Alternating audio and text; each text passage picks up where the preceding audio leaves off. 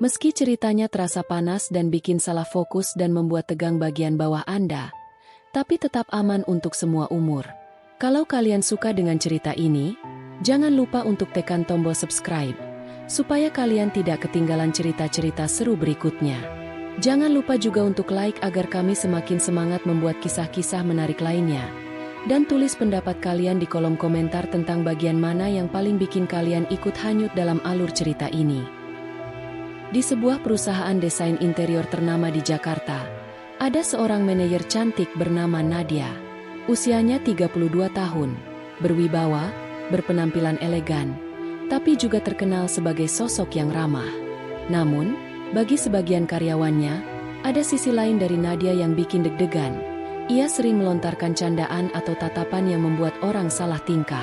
Salah satu korbannya adalah Arman, karyawan baru berusia 25 tahun.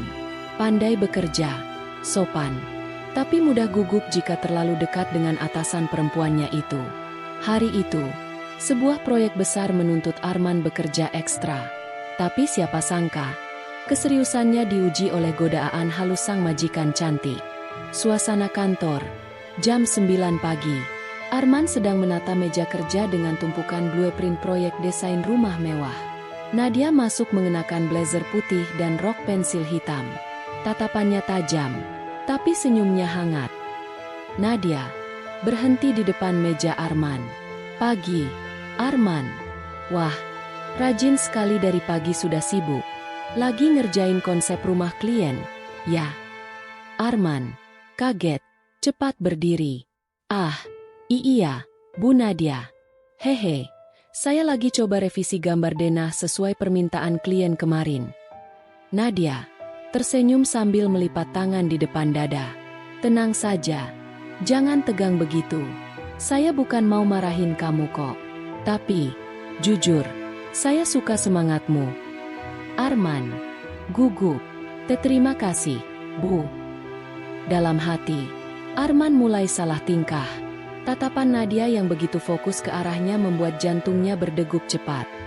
Siang hari, Nadia memanggil Arman ke ruang kerjanya. Ruangan itu wangi lembut parfum khas. Dinding penuh dengan rak buku desain.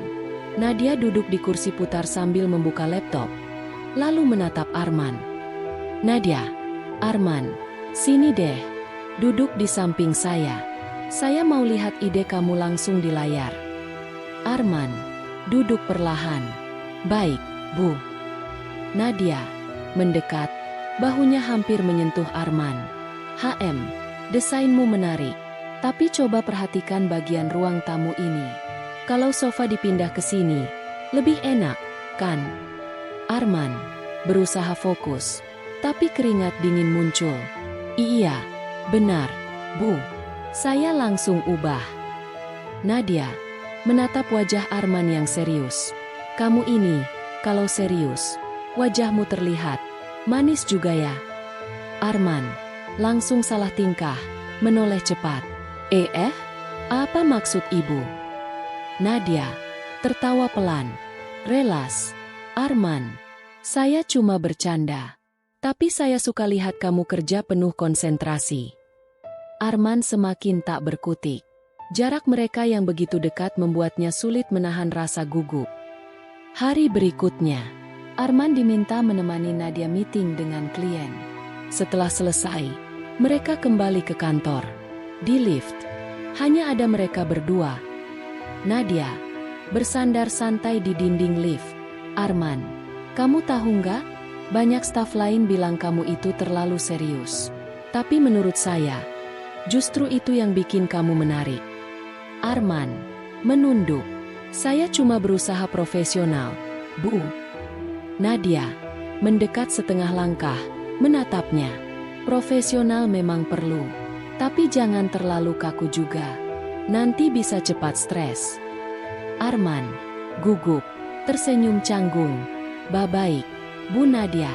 Saya akan coba lebih santai. Lift berbunyi, ting. Saat sampai di lantai mereka, Arman segera melangkah keluar.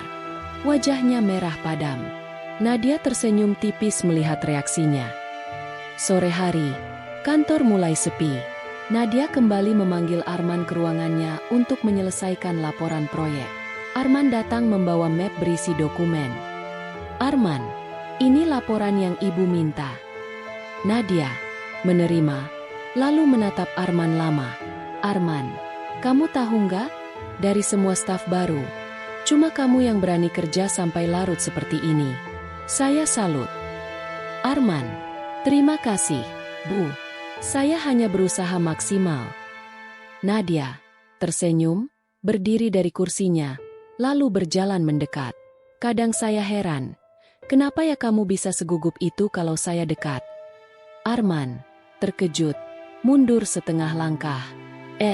Itu, saya, Nadia menyipitkan mata, lalu tertawa kecil. Haha, kamu polos sekali. Tenang, saya nggak akan makan kamu kok. Arman terdiam, lalu ikut tertawa kaku. Iya, Bu. Suasana hening sejenak. Arman merasa tak berkutik. Godaan Nadia bukan berupa kata-kata kasar, melainkan tatapan, senyum, dan sikap penuh pesona. Beberapa minggu kemudian, hubungan kerja mereka semakin dekat. Arman mulai terbiasa, tapi tetap salah tingkah tiap kali Nadia melontarkan candaan. Nadia, Arman, kamu sadar nggak? Setiap saya puji, wajahmu langsung merah. Lucu sekali. Arman, maaf, Bu. Saya memang gampang grogi. Nadia memandang serius. Jangan minta maaf. Itu justru bikin kamu berbeda. Kamu tahu nggak? Kadang saya sengaja menggoda kamu, karena saya ingin lihat seberapa kuat kamu bertahan. Arman kaget. Bebu. Jadi selama ini? Nadia tersenyum misterius. Anggap saja itu cara saya melatih mentalmu. Dunia kerja itu penuh tekanan. Kalau godaan kecil dari saya saja bikin kamu goyah, gimana nanti menghadapi tantangan dari luar? Arman terdiam, lalu mengangguk. Baik, Bu. Saya mengerti sekarang. Dalam hati, Arman merasa lega sekaligus semakin kagum. Ia sadar, godaan sang majikan cantik sebenarnya adalah bentuk ujian, meski tetap bikin jantungnya berdebar.